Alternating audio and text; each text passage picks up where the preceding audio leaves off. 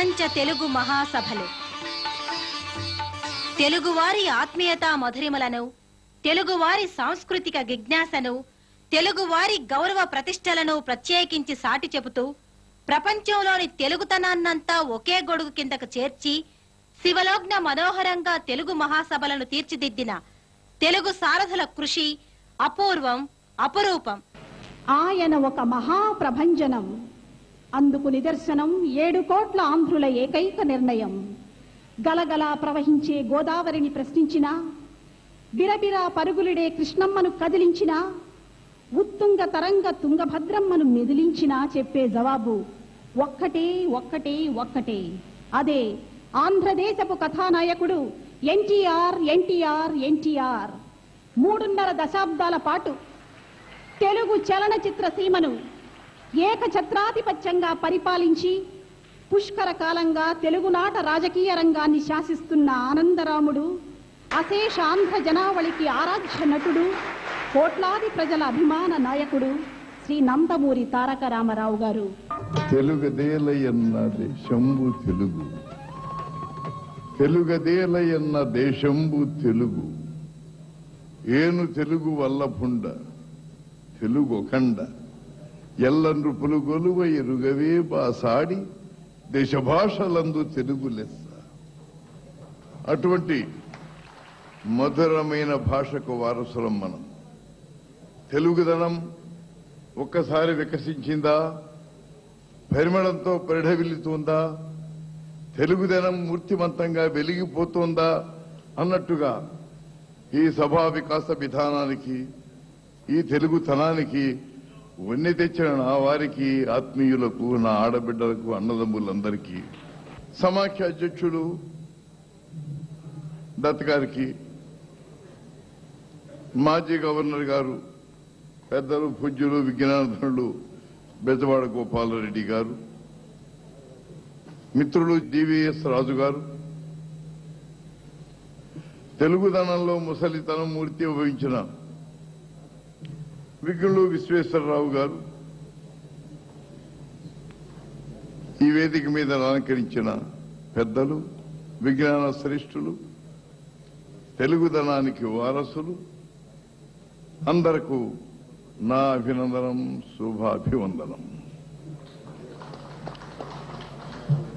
ఇది ప్రపంచ తెలుగు మహాసభ.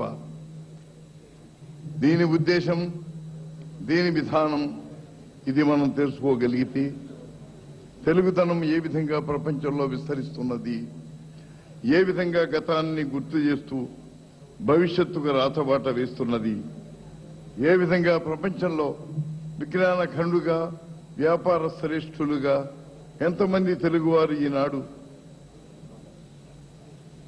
ఆదర్శ విధానాలలో వ్యవహరిస్తున్నారు ఒక్కసారి మనందరం తెలుసుకోవడానికి ఈ మహాసభలు పూర్తిగా ఉపకరిస్తాయని మీ అందరికీ సవినయంగా మనవి చేస్తున్నాను.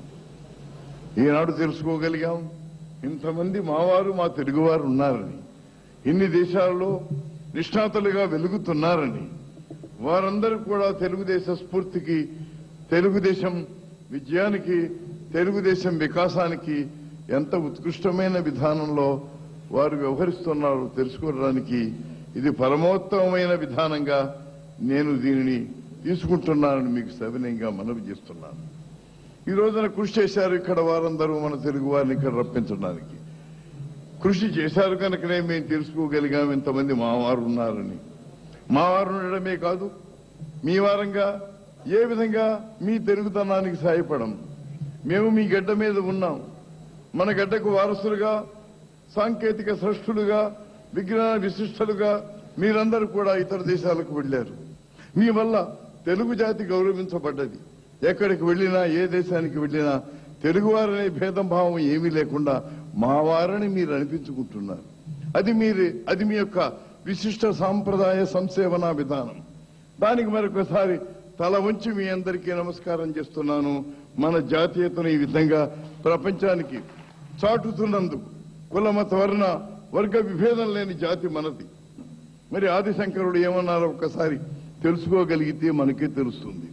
బ్రహ్మైవాహమిదం జగచ్చ సకలం చిన్మాత్ర విస్తారితం సర్వం చైతద్ అవిజయ త్రిగుణయా శేషం మయా కల్పితం యుద్ధం యస్య ధృఢామతి సుఖతరే నిచ్చే పరే నిర్మలే ఛాండాలోస్తు సతుద్విజోస్తు గురు విశేషామనీషామమ.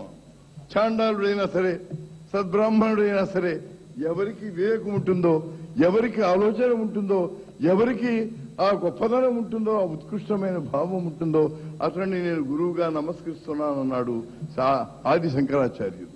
ఈ భావం తెలియక ఎవరో కొంతమంది మతభేదాలతో కులభేదాలతో వ్యవహరిస్తుంటే ఉండవచ్చు. మిడిమిడి జ్ఞానంతో మన దేశానికి కళంకం తెచ్చిపెట్టవచ్చు. కానీ ఇంత ఉత్కృష్టమైన మన మత విధానం, మన సాంప్రదాయం, మన చరిత్ర మరిచిపోవద్దని మీ అందరికీ మనవి చేస్తున్నాను. మీరున్న దేశాలలో ఏదైనా తెలుగువాడిగా నేను చేయగలిగి ఉంటే పూర్తిగా మీతో సహకరిస్తారని మనవి చేస్తున్నాను. తెలుగువారు ఎక్కడ ఉన్నా, తెలుగు జాతిని స్పందించేవారు ఏ తీరాన ఉన్నా, ఏ దేశాన ఉన్నా వారిని గమనించడం నా ధర్మంగా నేను స్వీకరిస్తున్నానని మీ అందరికీ మనవి చేస్తున్నాను. ఈ దేశం మీది, మీ మేలు కోరుతున్నది, మీ వల్ల కూడా కోరుకుంటున్నది మా వాళ్ళు మాకు సహాయపడాలని, మా వారు మన దేశాన్ని వారి దేశంగా పరిగణించాలని, అప్పుడప్పుడు ఇలాగే వచ్చి మాకు కన్నుల పండుగ చెయ్యాలని, ఇక్కడ ఉన్నటువంటి యథార్థ స్థితిని గుర్తించి గమనించి మీ యొక్క బాధ్యత ఏదైతే ఉంటుందో దాన్ని సరైన విధానంలో భవిష్యత్తు నిర్వహించాలని నేను మనఃపూర్వకంగా మిమ్మల్ని అందరినీ కూడా కోరుకుంటున్నాను. ఈనాడు చాలా సుదినం. నేను చీఫ్ మినిస్టర్ అయిన దానికంటే కూడా మహోన్నతమైన దినం ఇది. ఈనాడు మిమ్మల్ని అందరినీ చూడగలిగాను. ఈనాడు తెలుగుదేశం ప్రభుత్వం కానీ, తెలుగుదేశం అధ్యక్షుడిగా నేను కానీ మీ సాయం కోసం, మీ సేవ కోసం ఉన్నామని చెప్పడానికి నేనెంతో సంతోషిస్తున్నానని మీకు సవినయంగా మనవి చేస్తున్నాను.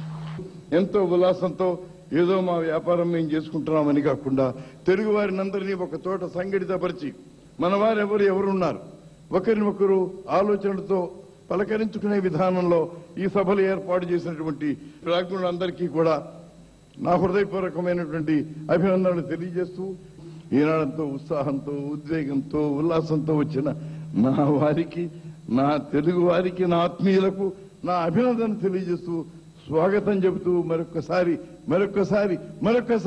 ఇలాగే ఈ సభలే జరగాలని కోరుకుంటూ నేను సెలవు తీసుకుంటాను. జై తెలుగుదేశం.